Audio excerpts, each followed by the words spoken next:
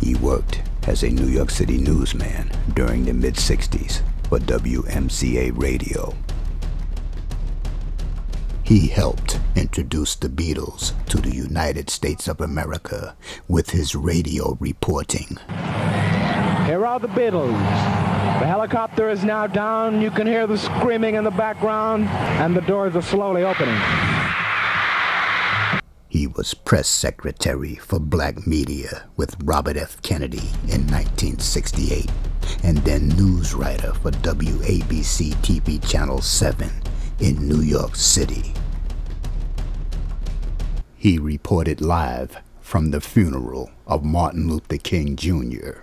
Where are we heading now? Do you know, ma'am? We're going to where they gonna carry me in at. I believe that's where we're going. This is the Morehouse campus here. Yes, right? it is. Yes, it is. I wonder how you feel today. Oh, I tell you, I feel good because he's gone to meet Jesus. He's gone to meet his Savior.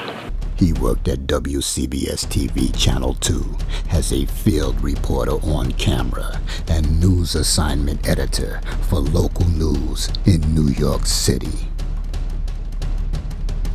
He was correspondent for National Black Radio Network to the United States Delegates Assembly. He covered the American Indian movement and the Wounded Knee trials in Minnesota, South Dakota.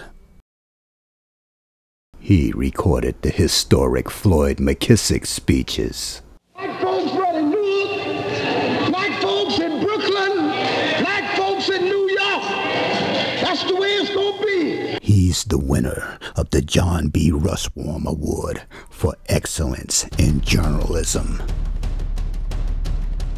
He was in the Autobahn Ballroom in New York City when Malcolm X was assassinated. Gene, you were I believe you were the only press fan in the auditorium when Malcolm X was shot. Yes, that's correct. I went as an individual. Is that how you happened to get in? Well, today's my day off, and as a reporter, I'm naturally interested in current events. And this being the tense kind of situation in this part of town that it is, I decided that I would attend today, not as a reporter, but as a private citizen. Well, just what happened?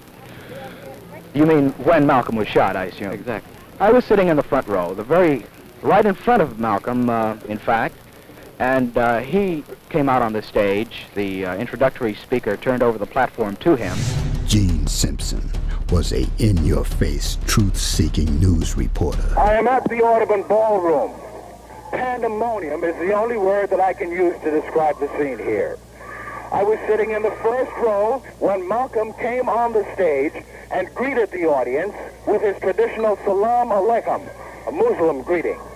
As soon as he said that... Now released from the vaults after being hidden away for 40 years from the public are the Gene Simpson recordings, the complete collection, digitally remastered on compact disc from the original tapes that were all recorded by Gene Simpson himself.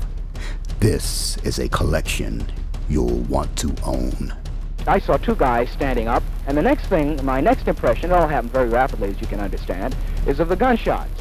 And I saw Malcolm had his hand up. He said, stay cool, stay calm, or something like that.